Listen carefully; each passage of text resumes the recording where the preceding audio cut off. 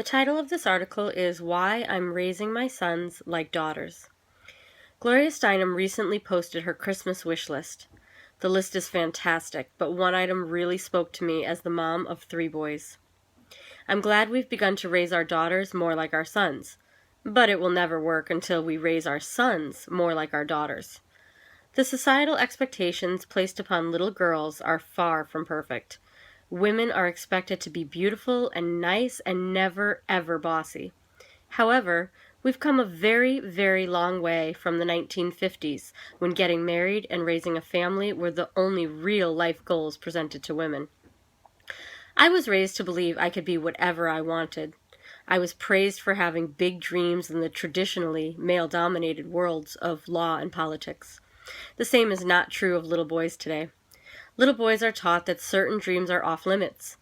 Little boys are taught in a million ways that they can do whatever they want, as long as it's not for girls. Amos loves nail polish, but he won't wear it anymore because people, adults and children, have told him it's for girls. Griffin loved My Little Pony, until he got the message that the show was for girls. I hear well-educated people tell me all the time they wouldn't let their son wear a certain shirt or participate in a certain activity because it was girly. Girly meaning bad. Girly meaning undesirable. Girly meaning less than.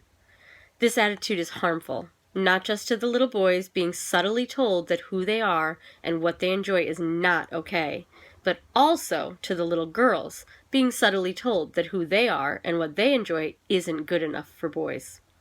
I recently heard Anne Marie Slaughter of Why Women Can't Have It All fame on Freakonomics Radio, and I thought her insight into this issue was spot on. She said, "So here's what I realized. I have 2 sons, and I looked at my sons and I thought, if I'd had a daughter, we'd be raising her 100% differently than the way my mother was raised, and even differently than I was raised, although my father was very progressive and he raised me to have a career. But if I looked at my sons, I thought, I'm raising my sons pretty much exactly the way my father was raised. I mean, we're raising them to have a more active role as fathers. My father never changed a diaper. Certainly my husband has changed plenty, and I expect my sons to. But we're still saying to men, your worth in society is a function of your breadwinning. It's a function of how much money you can make and how high you can rise in your career. And that is a very limited set of choices. It's the flip side of saying to women, when my mother was raised, your worth in society depends on can you get married and can you have children. And my point is, all of us should have access to both. As a woman, I absolutely want to be able to compete. I want to have a career. That's been fabulous.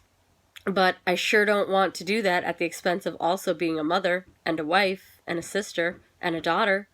And so what I now say to my sons is, if you believe in equality and you marry a woman or a man, whatever, and you believe that you're going to support that woman's career, then it may require you being the lead parent and your spouse to be the lead breadwinner.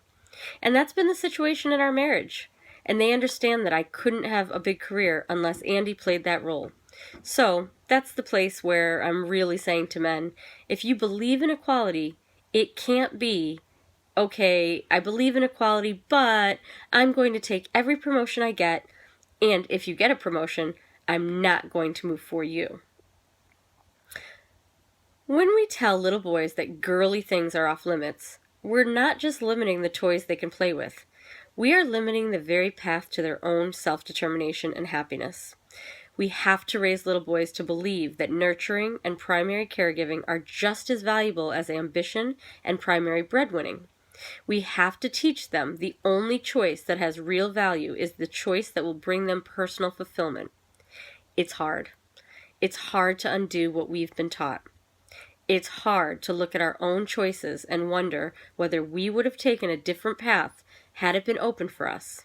It's hard because raising children has as much to do with ourselves as it does with our kids. But we have to try. Let your son paint his nails. Let your daughter cut her hair off. Tell your son he'll be a great father one day. Tell your daughter she'll be a great boss. We have to allow ourselves to be uncomfortable when our children push against societal expectations, even if they'll get teased. People often tell me I'm setting my children up to get teased. First of all, I haven't met a person yet who escaped childhood without confronting the cruelty of their peers. I prefer to teach my children to deal with teasing, not avoid it at all costs. Second of all, I don't want to teach my children that they should alter their behavior based on the opinions of others. In an interview recently, Gloria Steinem said, "I hope that we will one day change society to fit the unique individual, not the unique individual to fit society. But we all are in this place, and we're all trying to find our own solutions, and we need to support each other in those solutions." That's on my wish list. For myself, for everyone, and especially for my boys. I love my boys. I love every little thing that makes them uniquely them. They can be whatever they want to be, even girly.